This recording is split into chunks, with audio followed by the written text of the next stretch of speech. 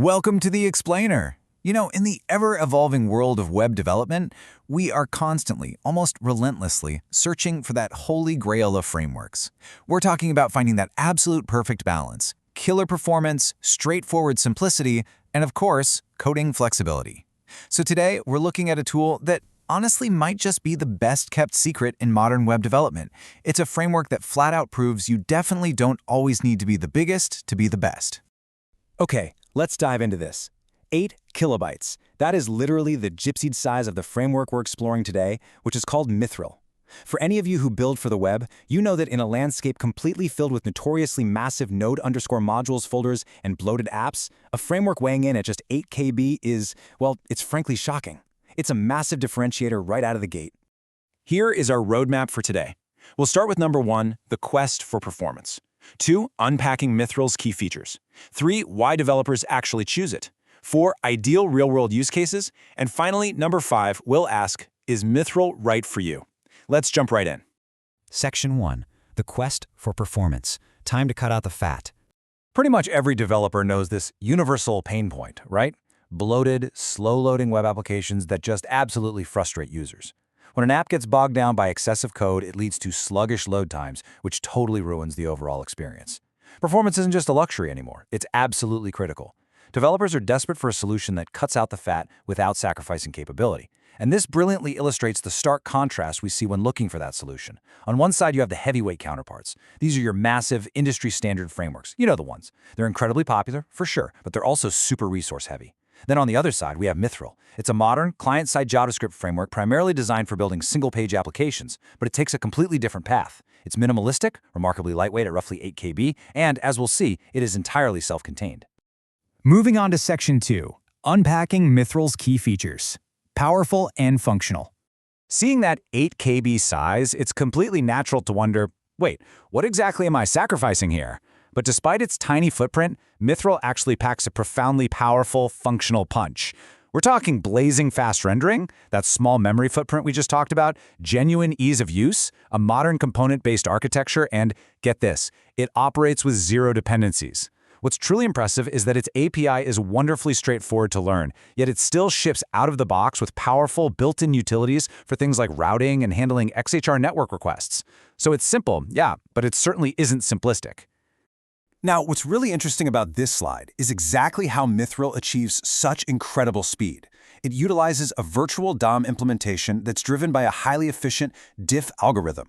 Rather than reloading or redrawing the entire screen every single time data changes, this algorithm calculates the exact differences and then updates only the specific necessary components on the page. This drastically minimizes rendering time, which gives you significantly faster load times and a remarkably low computational load on the user's browser. It's honestly brilliant. I really want to place a very strong emphasis on this particular feature. No dependencies. Mithril is a completely self-contained framework. For developers and DevOps teams, this is an absolutely massive win. It means you aren't relying on some fragile, towering house of cards made of third-party libraries that could update and break your code at literally any moment. By being entirely self-contained, Mithril drastically reduces your compatibility risks and just wonderfully simplifies the whole build process.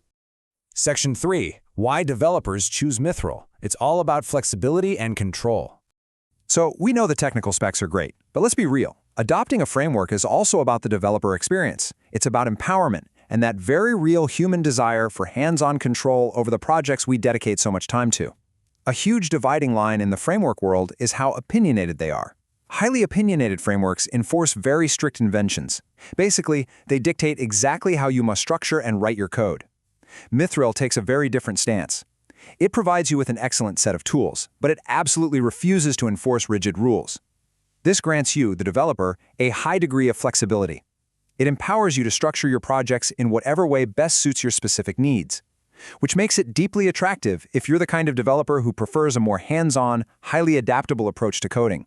And if you're kind of worried about venturing off the beaten path, don't be. While it might lack the massive Goliath-sized communities of those big tech frameworks, its user base is incredibly dedicated and passionate. The documentation is exceptionally thorough and meticulously maintained, giving you the reliable support and resources you actually need to get up and running quickly. So you are never left entirely to your own devices. Section 4. Ideal real-world use cases. Let's move to and see how this builds from theoretical features to practical, real-world application environments. So where does this lightweight framework actually flex its muscles out in the wild? Well, there are 3 core scenarios where Mithril is a proven standout. First up, single-page applications, or SPAs. Because of its efficient rendering and that super low memory footprint, it is absolutely perfect for rapid, seamless content delivery. Second, progressive web applications, PWAs. Its lightweight nature ensures these apps remain fast and responsive across a huge variety of devices. And third, resource-constrained environments. If you happen to be building for users on low-powered devices or operating in areas with incredibly slow internet connectivity, Mithril's minimalistic approach basically guarantees your application remains accessible and highly performant, no matter what. Finally, Section 5. Is Mithril right for you? Let's address the skepticism. Whenever we talk about adopting a new minimalistic tool, developer skepticism is completely natural. It's just how we're wired. So let's address some of the most common questions head-on. The first question we always see is Mithril suitable for beginners? Yes, absolutely. Because the API is just so straightforward, it is highly accessible for coding novices who are just finding their footing. But importantly, this simplicity does not come at a cost to functionality. It doesn't sacrifice the underlying power needed by highly experienced software engineers. It scales perfectly with your expertise. Another big one, can Mithril actually be used for large-scale applications, or is it kind of just a toy for small projects? So the crucial point is that because it embraces a modern component-based architecture, you can easily create highly reusable and maintainable code. This makes the process of building complex, large-scale applications not just viable, but remarkably efficient and straightforward to manage over time. Which leaves us with this final thought. Are you ready to drop the bloat and try a performance-first approach in your next build? You know, it is incredibly easy to just default to the heavyweight frameworks purely out of habit. But if you truly value unparalleled performance, simplicity, and having total control over your code, it might just be time to challenge your reliance on the giants and give the small but mighty Mithril a try.